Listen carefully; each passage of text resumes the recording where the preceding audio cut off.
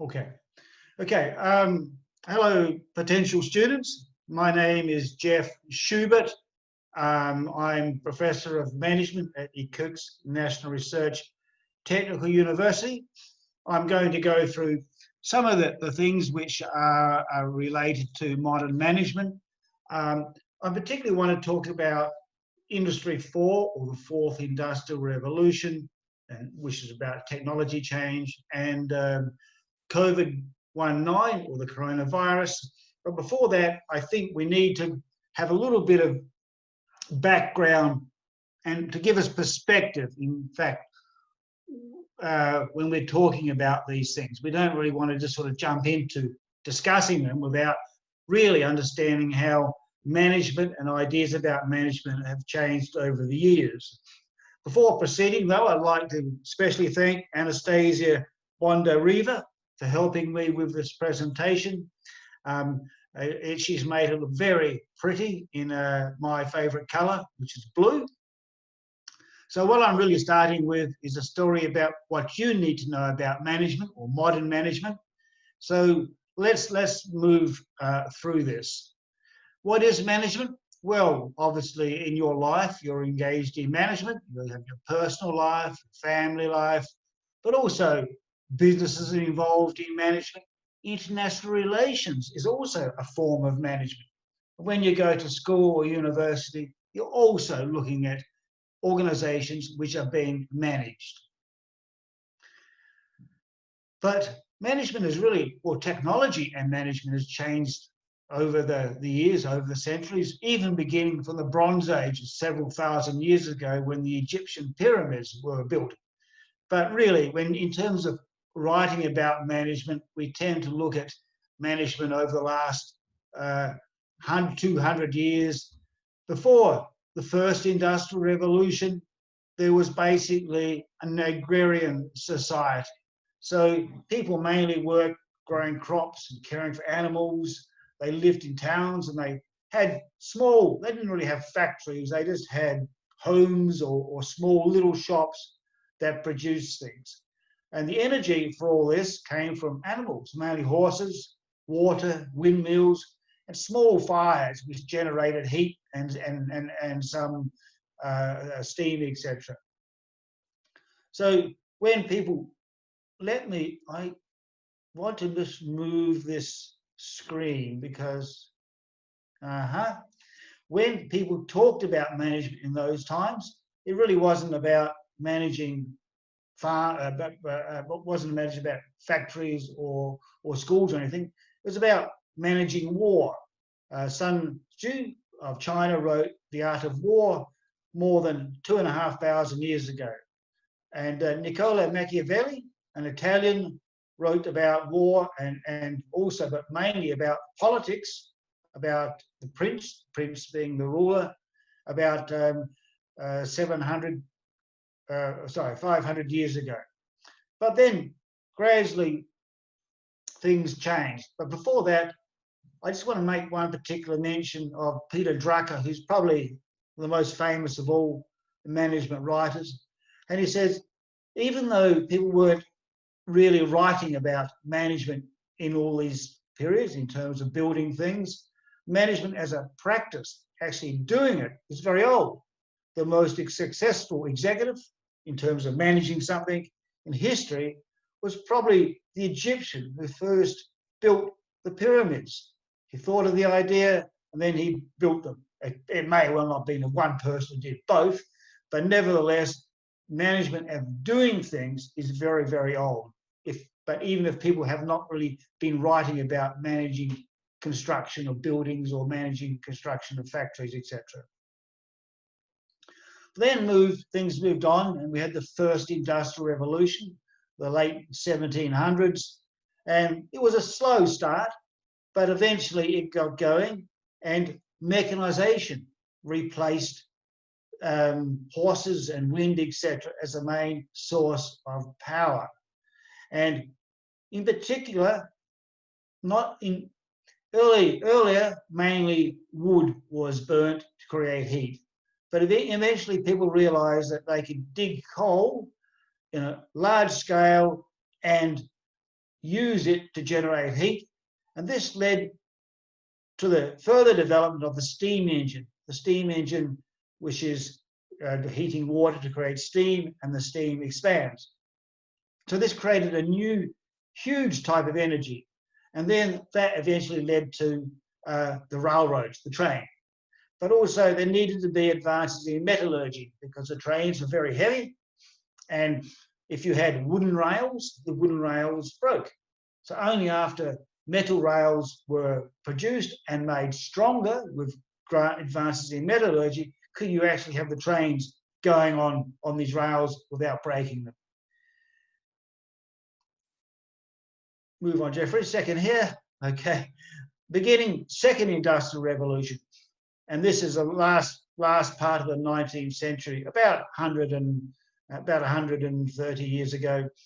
The emergence of a new source of energy, electricity, and then gas and oil.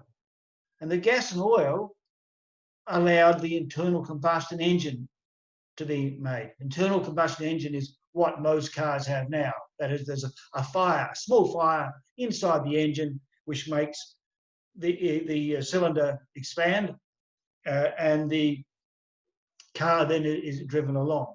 But all this required further advances in basic materials, steel, chemicals, etc. But also we had changes in methods of communication. We had the telegraph, which of course some of you probably may not have been familiar with, but it was before my time. I'm not that old. The telegraph was around, when I was born, the telephone was already there.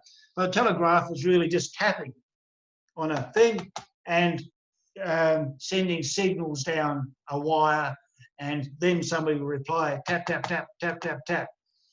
But then, of course, the telephone came along. And the telephone initially was not the mobile phone that you have. It was a mobile phone connected by a landline.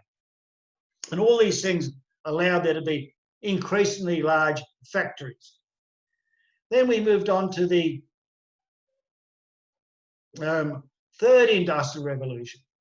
Now, the first industrial revolution was about energy, mainly steam. Second industrial revolution about energy also, but mainly electricity and the internal combustion engine.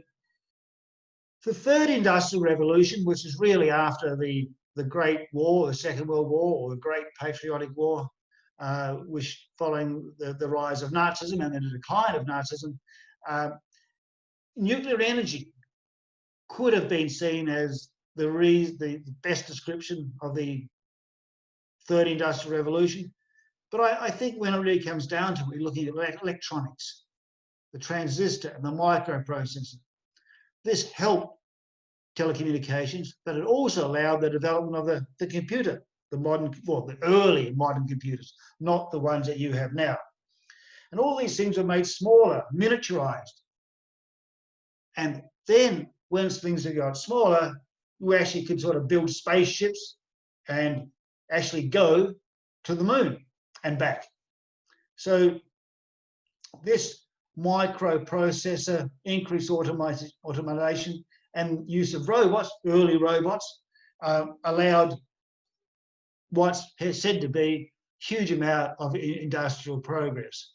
Now, once again, the earlier computers did not have much power. Your smartphone now, the one you're carrying around, your 4G phone, has more computing power, or probably has more computing power, depending on the phone, than all the computing power that was used to get men to the moon and back. So now we're moving on to Industry 4 technologies. Now, this is the so-called fourth industrial revolution, which we're going through now.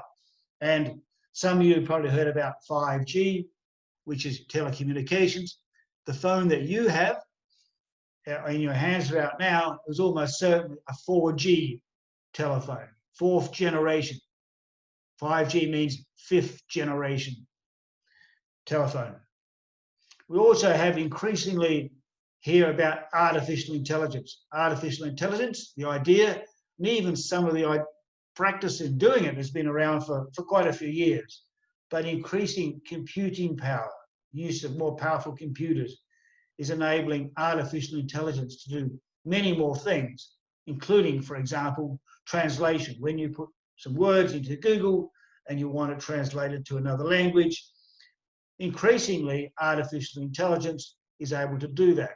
And in my classes, I'm not a technology expert, but I do attempt to explain how AI works and what its limitations are. We also have things like additive manufacturing or 3D printing. Now, if you think about additive, it's the word add, it's different to subtract. So if you have a piece of wood and you're cutting off the corners, or a piece of paper and you're cutting off the corners, you're reducing it, you're cutting. Subtractive. Additive manufacturing is adding things together to make it bigger using 3D printing. Internet of Things, where different types of machinery, products, cars, microwaves, etc. in the house, connected via the internet. The internet or the machines are programmed to talk to each other via the internet.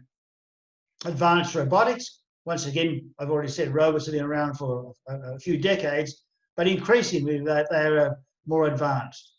Advanced human-machine interface. This is actually where things might be put on your head or maybe even in your brain. So your thoughts might be pushed into a computer. It's not really your actual thoughts, but it's the amount of brain activity going on which might affect the message that you can do things. For example, some people have spinal injuries. They cannot move their legs, for example.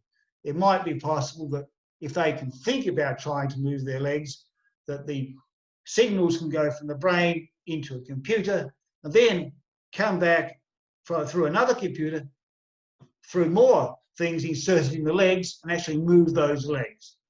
We haven't quite got to that stage yet, generally, but it might come.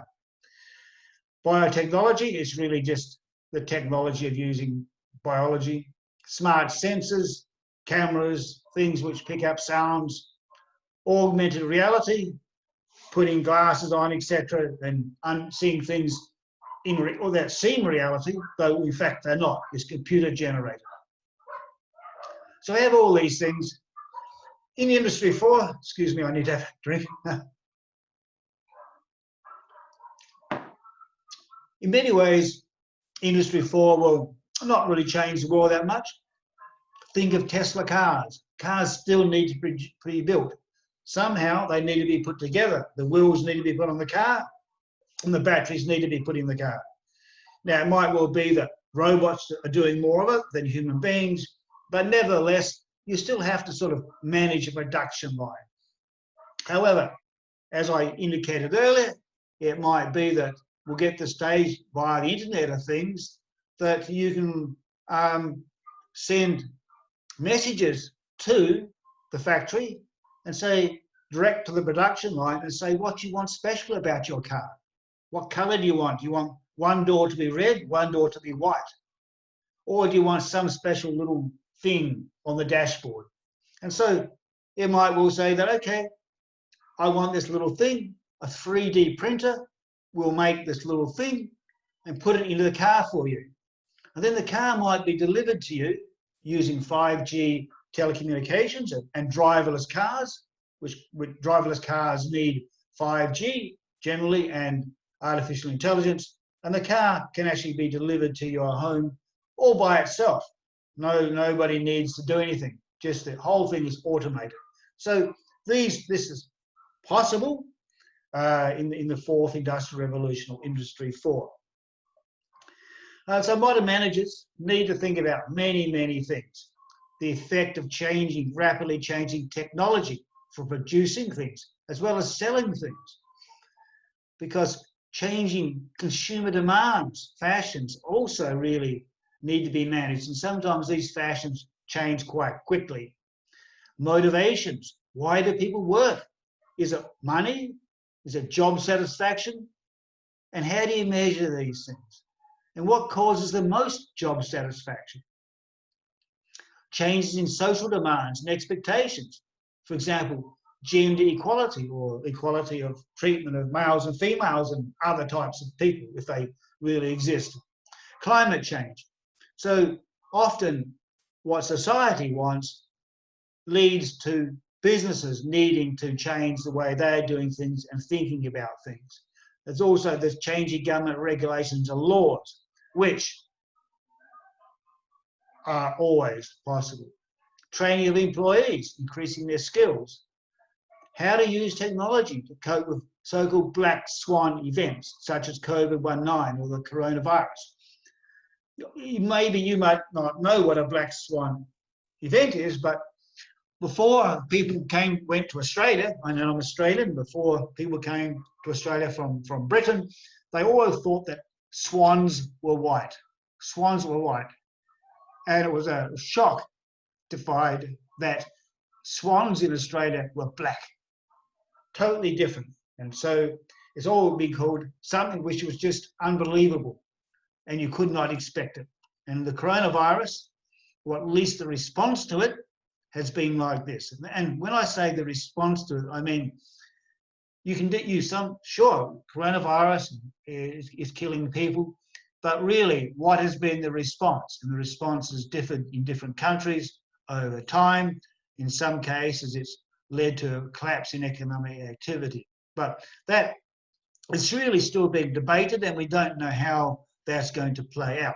But once again, these things like COVID-19 and and changing technology, Industry 4, are really dominating management ideas now.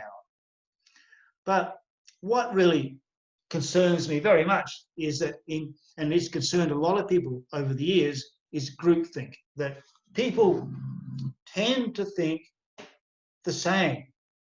And but particularly when faced with a crisis. And in my view, too many people are reacting the same way because of the coronavirus. Politicians and people in one country see what's being done in another country and they want to do the same thing. They want to react the same way. They want you to wear masks or they want lockdowns, etc. But there were also some other famous examples of groupthink. You might remember when the United States invaded Iraq several years after terrorists drove or flew planes into the Twin Towers in New York. There were supposedly weapons of mass destruction, chemical weapons, and maybe even some nuclear weapons in Iraq. And many people in America, in the American government, thought that was the case. And Colin Powell, the Secretary of State, even gave a huge presentation in the United Nations with diagrams showing these little trucks being driven around with chemical production facilities in them. And of course, when the Americans got to Iraq, they found there was no weapons of mass destruction. So I really like to talk about this issue of groupthink. I mean, it's not only in business, it happens in terms of social networks, political networks, and increasingly, it used to be one country, but increasingly with social networks, people talking to each other on these social networks can lead to a sort of groupthink. And I think, in fact, that is what is happening in the case with COVID-19, but it's also happening in many other areas which we can talk about if you come to my courses at the university. But also the Brick School of Management, we don't just look at these broad issues, we do focus very much on individual companies. For example, Sberbank, or the Savings Bank of Russia, which many years ago was very, let's say it was backwards bank. You would go there and you stand in a queue for hours and not much would happen. It has now has very advanced technology, so much so the Sberbank is now saying, we're not really a bank, we're a technology company. And everybody now who wants to get money, particularly startups, say they're a technology company. It's very, very fashionable to call yourself a technology company. Yandex is a service provider, and they have purchased Tintov, which was an online bank in Russia. So we talk about those things. We talk about Google and Alphabet. Alphabet is the parent company of Google. Once Google was the top company, but now it was, or several years ago, it was reorganized so that Alphabet was the top company and Google was just one of several subsidiaries under it.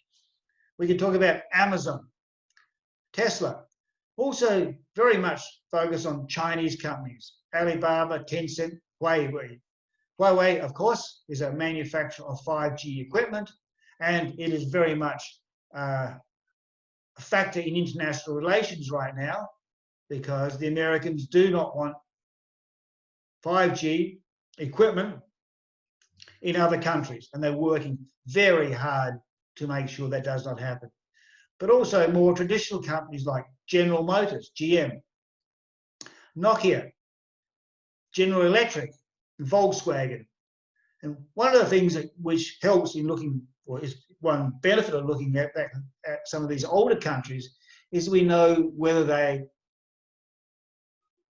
they may have succeeded or why they may have failed. Some of these companies seem to be very successful at a time, but now much less so. And two examples are Nokia, the telephone company, and although it is coming back now, increasingly recovering, and General Electric, which was a very famous, or is a very famous company, and it was considered to be very successful a couple of decades ago, but now people think now some of the things that were done a couple of decades ago really haven't turned out that well.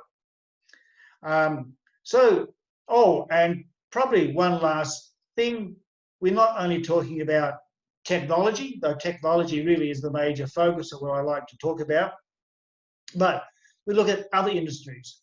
For example, in 2019, my second year Chinese students did a report on Chinese tourism in Irkutsk. That is, the Chinese students went out to talk to the tourists walking around the city in Irkutsk. Now, we can't do that now because Chinese tourists are not here because of the coronavirus, but nevertheless, it was an interesting experience for them. And I then sent the Russian students in my MBA class out to talk to the shopkeepers, the people who were selling things to these Chinese tourists. And so we got both sides of the story, and we did a very good report. It was interesting also because it's international business. Tourism is often that, but also it's about service, not just technology, about people-to-people interactions, whether the Chinese like dealing with the Russian shopkeepers and the Russian shopkeepers like dealing with the tourists. And they generally liked each other, though the one thing that the tourists complained about was they did not necessarily like Russian food, and the Russians thought that the Chinese tourists were very noisy, which is, in my experience, is true. Chinese can be very noisy people. So there we are, the Baycole School of Bricks, and I'm finishing dead on time at 5:30. I'm not too sure what was going to happen now. I guess I just stop. Is that correct? Jeffrey, thank you very much. Really very interesting. And I think we need to give a chance to write questions in the chat. So okay. Let's see if there will be any questions. Let me find the chat here. Let me go back to the beginning. Hey guys, so please ask any questions.